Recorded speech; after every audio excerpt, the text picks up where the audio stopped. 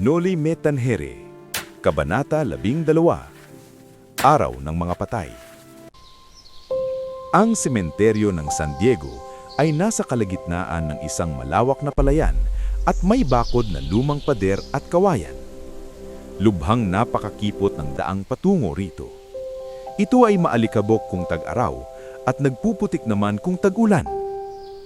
Mayroong isang malaking krus na nasa gitna ng libingan.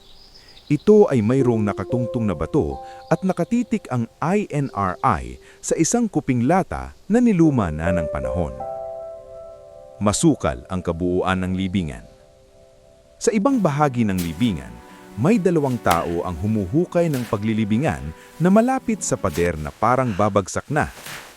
Ang isa ay dating sepulturero at ang isa naman ay parang bago, sapagkat hindi siya mapakali, dura ng dura sa lupa at panayang hitit ng sigarilyo.